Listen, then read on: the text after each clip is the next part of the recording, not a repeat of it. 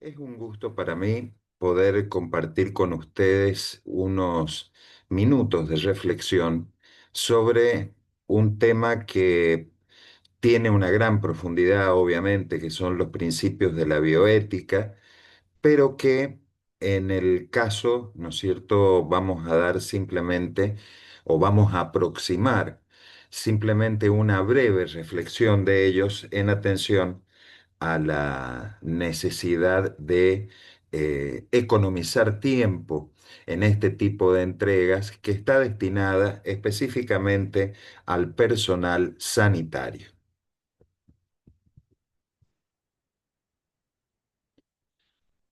En primer término, cuando nosotros hablamos de bioética, podríamos decir que la idea central de la reflexión bioética, de la reflexión moral, parte de la base de la necesidad de proteger a la persona humana y específicamente esta persona humana como tal tiene un rasgo característico que es esencial y diferenciador de todos los otros sujetos de la realidad cuya existencia, cuya vida también está presente y que se denomina dignidad o dignidad humana. Podríamos decir entonces que el ser humano tiene una característica esencial y esta característica esencial es una dignidad infinita. No es un concepto teológico, no es un concepto religioso, es un concepto filosófico que además es recogido por la Declaración Universal de los Derechos del Hombre en 1948 y que tiene la característica de que no puede ser eliminada cualquiera sea la situación en la que la persona humana se encuentre, es decir, por más deteriorada que su existencia sea, la dignidad humana siempre está presente. El preámbulo de la Declaración Universal de los Derechos del Hombre justamente habla del reconocimiento de la dignidad humana y de los derechos iguales e inalienables de todos los miembros de la familia humana. Fíjense que aquella declaración tan importante, Declaración Universal de los Derechos del Hombre, en el artículo 1, habla de todos los seres humanos que nacen libres e iguales en dignidad. Concepto fundamental porque hablar de igualdad en dignidad a todos los sujetos de la familia humana, cualquier sea su condición de raza, creencia política, profesión de ideas, es exactamente igual. Es decir, no hay diferencia entre seres humanos y este concepto de dignidad se extiende incluso también respecto de aquellas personas que están sanas, a aquellas personas que están enfermas, aquellos que son niños o ancianos. Todos los seres humanos nacen libres e iguales en dignidad y derechos. Y continúa diciendo la declaración, el artículo 1, y dotados como están de razón y conciencia, deben comportarse fraternalmente los unos con los otros. El primer deber moral que tenemos los sujetos de la especie humana es justamente esa constante voluntad de acudir en ayuda y en la salvaguarda de nuestros congéneres, es decir, de los sujetos de la especie humana, obligación que muchas veces nos cuesta cumplir. Eh, si no fuera así, no existirían las guerras, no existiría el hambre, que sin embargo está presente, es decir, es un deber hacia donde debemos llegar. No es algo que podamos decir la especie humana ha cumplido. Finalmente, este concepto de dignidad humana también es receptado por nuestro Código Civil y Comercial en los siguientes términos. El artículo 51 del nuevo texto habla de la inviolabilidad de la persona humana y dice, la persona humana es inviolable y en cualquier circunstancia tiene derecho al reconocimiento y respeto de su dignidad. Aparece presente entonces este rasgo característico que se denomina dignidad y que podríamos decir, no tenemos tiempo para hacer un desarrollo filosófico del mismo, podríamos decir que el mismo es intrínseco de la persona. Surge como consecuencia de su, dentro de sus características filosóficas, de su individualidad, de su racionalidad, de su historicidad, de su sociabilidad. Y entonces, si tuviéramos un poco más de tiempo, podríamos ir analizando cada una de estas características de la especie humana para darnos cuenta por qué en 1948, después de que habían terminado, que habían surgido a la luz esas barbaridades y atrocidades de experimentos que se hicieron durante la Segunda Guerra Mundial y que fueron condenados e incluso ejecutados militares nazis que los habían realizado, eh, terminara consagrando esta idea de dignidad humana como un aspecto intrínseco y esencial de la persona. Bueno, en este contexto, y muy rápidamente, porque cuando ustedes toman cualquier texto o consultan en Internet van a encontrar cientos de definiciones, podríamos decir que todas ellas son correctas, normalmente todas son incompletas, pero podríamos decir que la bioética es un estudio sistemático de las dimensiones morales de las ciencias de la vida y de la atención de la salud, empleando una variedad metodológica ética en un contexto interdisciplinar. Es decir, cuando nosotros hablamos de bioética nos estamos refiriendo a un estudio permanente de carácter interdisciplinario donde buscamos reflexionar sobre lo que se hace y lo que se debe hacer, que muchas veces no coincide con lo que se hace. El tema, si en algún momento llegáramos a tener más tiempo para desarrollar alguna de estas cuestiones, podríamos explicar con mayor profundidad hasta qué punto es moralmente reprochable muchas veces no poder hacer lo que se debe hacer.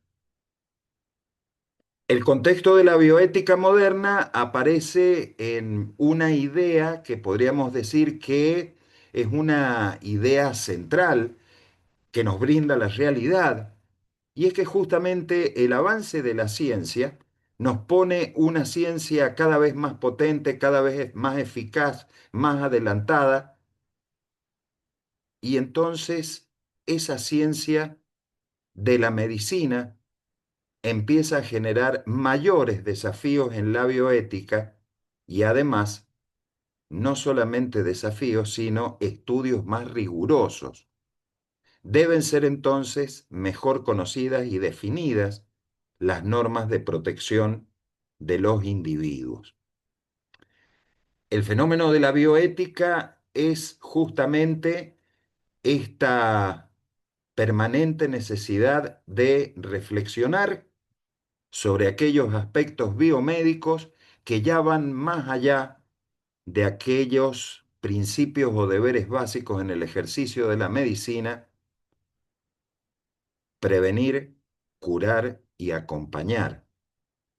Ahora, en un contexto de tecnologías que son o que eran hace 20 años inimaginables, en la actualidad tenemos que preguntarnos también, con una profunda y severa reflexión crítica, hasta dónde está legitimado moral y éticamente el científico o el médico intervenir en la vida humana. Bueno, estas reflexiones de carácter general, ¿a qué nos lleva? Nos lleva a que cuando nosotros hablemos de bioética, vamos a estar hablando en definitiva de la biomedicina y vamos a estar hablando de este concepto, esta noción relacionado con la ética, el derecho y las ciencias humanas. Incluso en las universidades actuales Los ciclos de grado, por ejemplo, la Facultad de Derecho, tiene una materia que se denomina bioderecho y derecho de las nuevas tecnologías, porque la bioética ha impactado, la bioética ha sido regulada, legislada a través de los nuevos códigos de derecho privado, específicamente me refiero al Código Civil. Bueno, en este contexto, hablando de lo que es el desafío de la bioética, entonces aparecen distintas corrientes de pensamiento. Y este sería el objeto central de estos minutos de reflexión, donde vamos a hablar de la corriente anglosajona, que también se la denomina pragmático-utilitarista, y de la corriente personalista o europeo continental, que podríamos decir no son antagónicas, sino que en realidad son verdaderamente complementarias.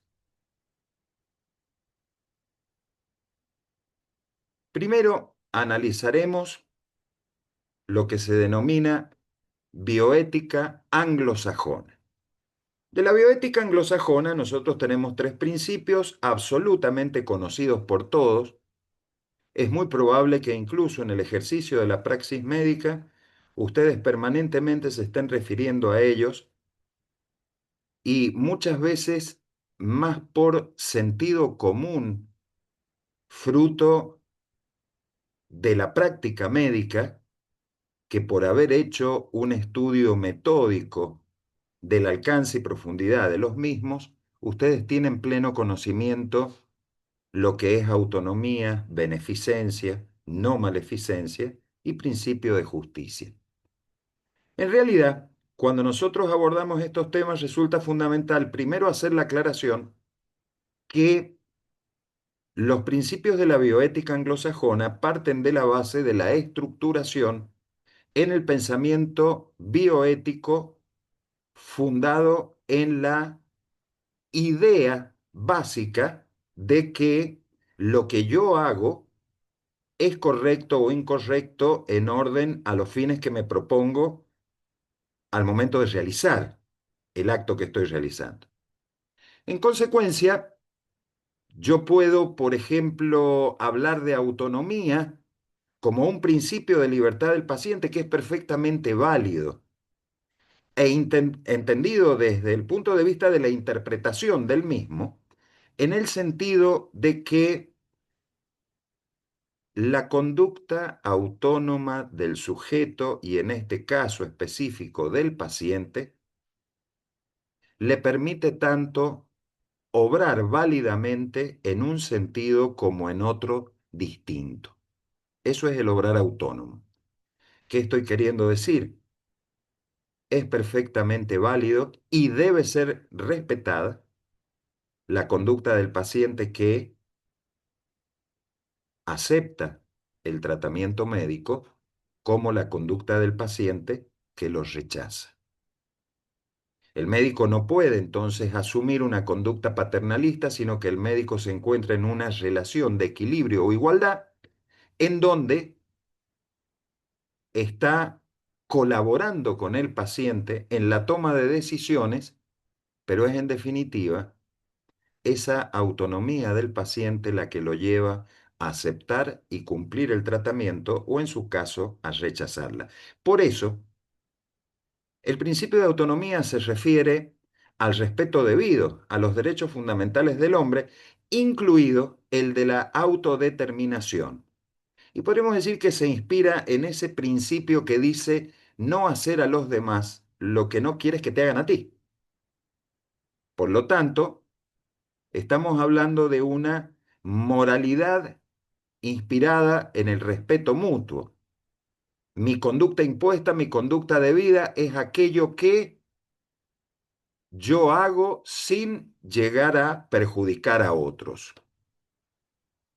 Podríamos decir que como ética de mínimos, como un mínimo esperable o tolerable, es correcta. Ya después vamos a ver los principios del personalismo ontológico y vamos a ver que en realidad podemos inferir otra idea de autonomía. En segundo término aparece el principio de beneficencia. Principio de beneficencia que, como ustedes ven, tienen una barra invertida y otro que ya no lo podemos llamar principio, sino que es un verdadero contraprincipio, no maleficencia. ¿Qué es lo que es el principio de beneficencia? Bueno, si nosotros hacemos una reflexión sobre el mismo, vamos a llegar a la conclusión que es el fin primario de la medicina, es decir, promover el bien para el paciente. El fin del médico, la finalidad del ejercicio de la medicina, es la de curar. Existiría un objetivo anterior, que es el de prevenir, y existiría una conducta ética posterior, que es la de acompañar. Pero el fin básico es el de curar. Y cuando nosotros hablamos de curar, es obvio que acá la noción básica nos podría llevar entonces a concluir que en el ejercicio de la medicina primum non nocere. Primero, no dañar. Es decir, el imperativo es que yo haga el bien y en alguna medida evite el mal. Ahora, ¿qué bien? El principialismo norteamericano nos habla de beneficencia, pero la beneficencia puede estar directamente vinculada con la voluntad del paciente, aquello que es bueno para el paciente, que no necesariamente es bueno para su salud. En consecuencia, hablar de beneficencia va a tener necesaria y lógicamente un límite: no hacer el mal. El principio de beneficencia requiere de modo indispensable un contraprincipio que lo limite, porque si beneficencia es lo bueno para el paciente, muchas veces eso bueno para el paciente le puede hacer mal, y en consecuencia debe haber un mínimo que reconozca la limitación de la producción del daño en aquello que es bueno para la voluntad del paciente. Y ahí se entiende el porqué del principio de no maleficencia. Finalmente aparece el principio de justicia y yo diría que acá es donde se pone con mayor evidencia cuál es el espíritu de la bioética anglosajona, porque el principio de justicia, ¿qué es lo que refleja? Nosotros la idea de justicia, bueno, yo como abogado tengo una idea relativamente clara, es decir, podría decir que mi idea de justicia está un poco más ilustrada que la que puede tener el médico, y no es tanto dar a cada uno lo que le corresponde o dar a cada uno lo suyo, sino que va mucho más allá, porque la idea de justicia no solamente es recomponer, sino que la idea de justicia es también reparar aquel daño que se sufre injustamente. No castigar la conducta de el que injustamente daña, sino reparar a la víctima que ha sufrido injustamente el daño. Entonces, podríamos decir que cuando nosotros hablamos de justicia, aplicación de los recursos en los tratamientos, hay una obligación que es de igualdad e incluso respecto del Estado a una distribución equitativa de los recursos para prestar el servicio de salud, para la investigación, aunque muchas veces no podemos decir que ciertamente hay que tratar a todos por igual. Es evidente que existen distintos efectores de salud, o sea, con distintas organizaciones en las que, por ejemplo, la actividad del Estado es primordial y esencial, sector del servicio público de salud, o en aquellos casos en los que existe una colaboración o una contribución económica del particular, aparecen los sistemas de medicina privada. Evidentemente, la asignación de recursos no va a ser igual en uno que en otro. Sin embargo, la idea central sería que debe haber un mínimo de justicia en cuanto a los recursos, y así como tiene el derecho el que contribuye económicamente a tener un buen servicio de salud, también lo tiene el que no puede contribuir porque se encuentra en una situación de mayor debilidad económica dentro de la sociedad. Acá nosotros hemos compuesto tres principios generales con un contraprincipio. Hemos hablado muy rápidamente de lo que es autonomía, esta facultad que tiene la persona de eh, tomar una determinación o decisión incluso en contra de su salud. Hemos hablado de la beneficencia, hacer el bien, y hacemos la aclaración que este hacer el bien puede implicar un mal, por eso necesariamente se incluye un contraprincipio que es el de no maleficencia, y finalmente hablamos del principio de justicia donde lo que se entiende es una correcta distribución de los recursos. Bueno, cuando nosotros hablamos de la bioética personalista, vamos a estar hablando de lo mismo que mencionábamos recién, pero a diferencia del principialismo norteamericano, la escuela anglosajona, que podríamos decir tiene una reflexión ética basada en los relativismos, es más, en algunos casos existen las bioéticas utilitaristas. En materia de bioética personalista, nosotros partimos de una reflexión inicial y es considerar como esencialmente inherente a la persona su dignidad. En consecuencia, todo acto humano, moral y éticamente válido, es aquel que se orienta al respeto y protección de la dignidad humana. Siguiendo las palabras o las ideas de la Corte Suprema de Justicia, hay fallos muy famosos que en una de esas es muy probable que todos ustedes los conozcan, Bahamondes y Albarracini, donde justamente la Corte se pronuncia sobre la libertad de pensamiento y la libertad de religión, sienta un principio fundamental y es el reconocimiento y respeto de la persona humana al decir que todo individuo dentro de la sociedad es un fin en sí mismo. O sea que cuando yo estoy tratando a un enfermo, cuando estoy recibiendo a un paciente a consulta, cuando estoy acompañando a un médico, a un enfermo terminal, cualquiera sea el lugar en el cual yo desempeñe mi función sanitaria en el servicio de salud, debo tener presente siempre el respeto de esa dignidad humana. Y entonces, en ese contexto, los principios son más o menos parecidos, pero no lo mismo. Recién hablábamos de autonomía. Ahora hablamos de libertad y responsabilidad como fuente del acto ético. Es decir, el paciente tiene derecho a rechazar. Sin embargo, podríamos decir que cuando se habla del acto ético, el médico se encuentra obligado a hacer lo que debe hacer y no hacer cualquier otra cosa. Y esto parece complicado y de difícil interpretación, pero en realidad es bastante sencillo. El ejercicio de la libertad, filosóficamente entendido, supone solamente hacer el bien, y la concreción del bien no es otra cosa que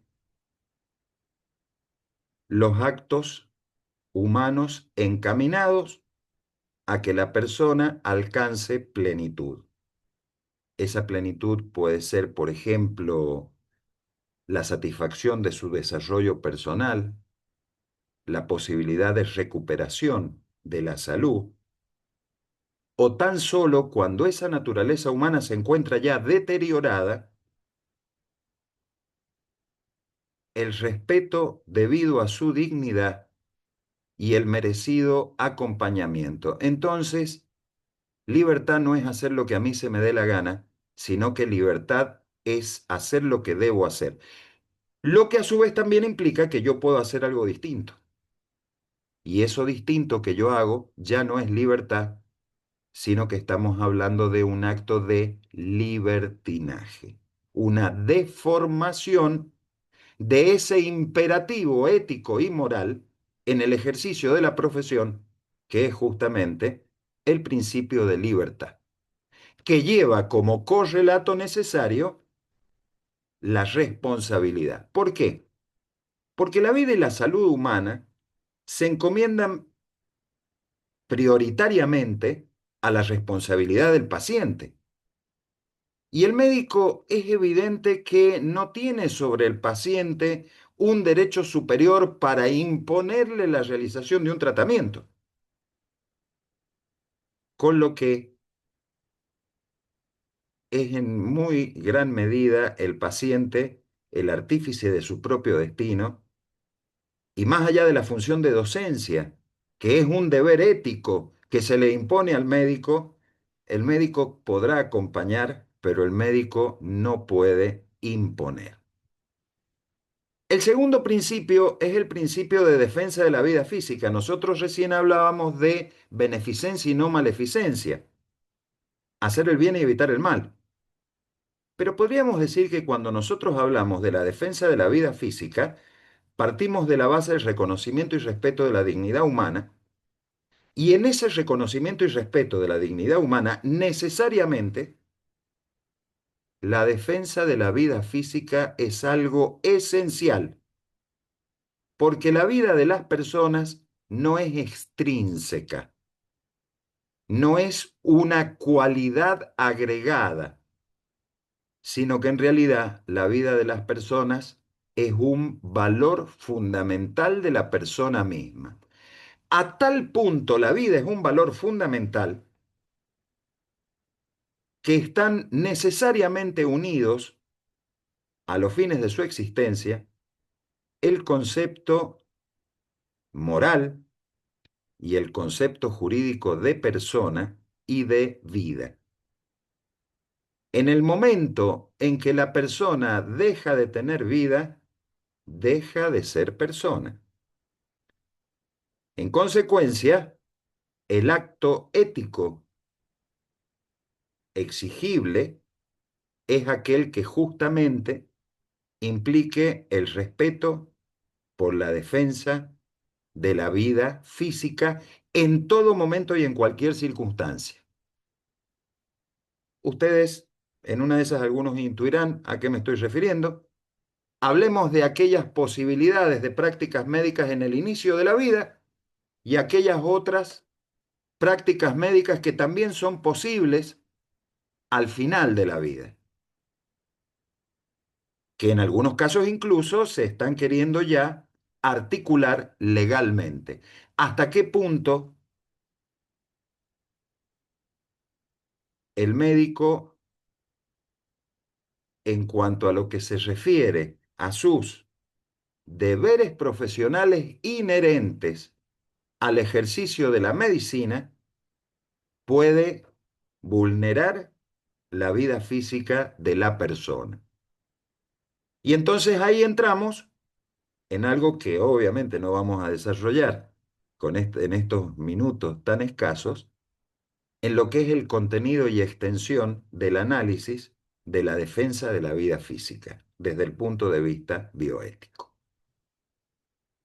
El tercer principio es el principio de totalidad o principio terapéutico.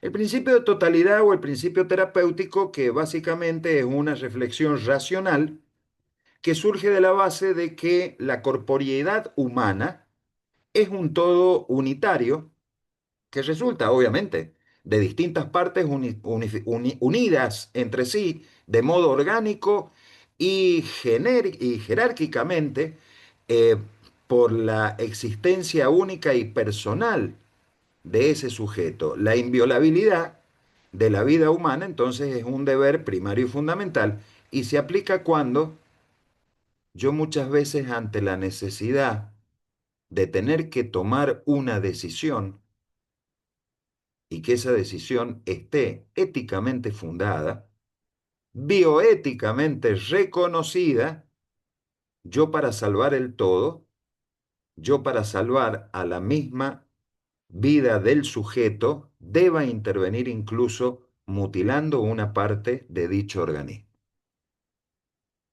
Es evidentemente inmoral y por ende constituía un grave incumplimiento a la deontología profesional, la intervención médica con la sola finalidad de la mutilación. Incluso está prohibida legalmente. Sin embargo, es éticamente obligatoria en la medida que el paciente la acepte, aquella mutilación que tiene por finalidad salvar o preservar el todo. Lo que nos lleva a que cuando nosotros hablamos del principio terapéutico, los médicos conocen perfectamente esta valoración a priori que se hace del tratamiento médico en la relación costos-beneficios. ¿Cuánto sacrifico? ¿Cuánto sacrifico? ¿Cuánto beneficio me reporta un determinado tratamiento o un determinado gesto médico? Finalmente tenemos el principio de sociabilidad y subsidiariedad, que podríamos decir, recién hablábamos, hace unos minutos, de lo que es el principio de justicia. Hablábamos incluso que los modelos utilitarios o los modelos principialistas utilizan un esquema utilitario en el que muchas veces la necesidad de asegurar el beneficio económico se constituye en un objetivo fundamental, y cuando nosotros hablamos de cómo se deben tener presente la asignación de los recursos, podríamos decir, en realidad, debemos respetar el principio de sociabilidad y subsidiariedad, es decir, debemos respetar a la propia naturaleza humana que tiene esa natural tendencia a vivir en sociedad. Y en consecuencia, cuando nosotros vivimos en sociedad, lo hacemos para poder realizarnos y obtener fines que no los obtendríamos si no viviéramos en sociedad. Pero además de la interacción de los que viven en sociedad, también aparece la realización del bien de los semejantes.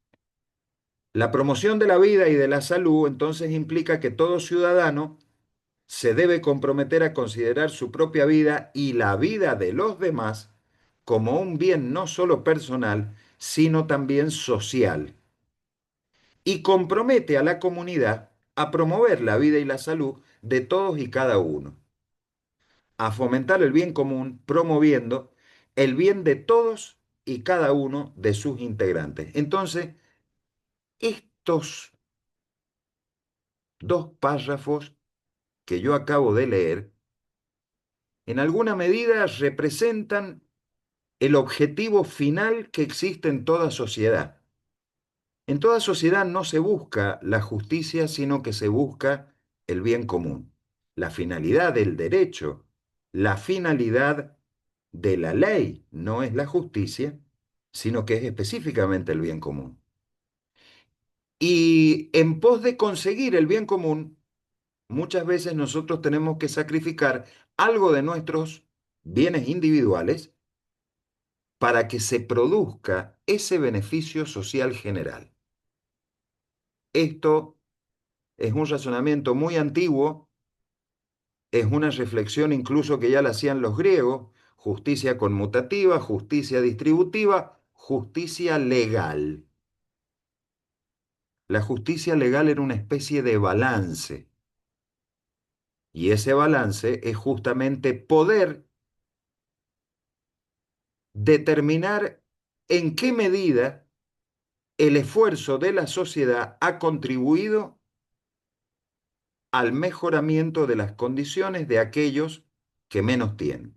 Si tuviéramos un poquito más de tiempo, podríamos incluso hablar de los tipos de justicia y, por ejemplo, poder definir qué es la justicia dentro de la sociedad es un tema muy interesante y muy importante, porque nos pone incluso en evidencia la debilidad y la flaqueza de nuestras sociedades actuales en las que muchas veces comprometemos y efectivamente realizamos esfuerzos que después no se traducen en bienestar general. Bueno, con esto, y agradezco obviamente el tiempo que me han dispensado en estas pequeñas reflexiones, que son reflexiones iniciales, sobre lo que es bioética, en donde estoy seguro que yo no he aportado nada nuevo a los conocimientos que cada uno de eh, los profesionales del equipo de salud ya tienen incorporado por el propio ejercicio de la profesión.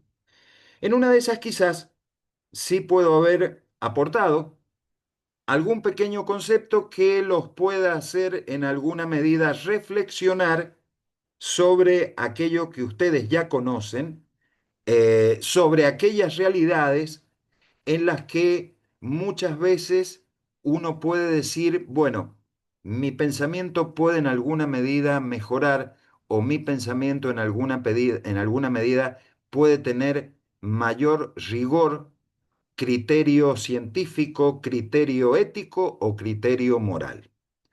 Agradecido por el tiempo, me despido de ustedes hasta el próximo encuentro que nos permita reunirnos.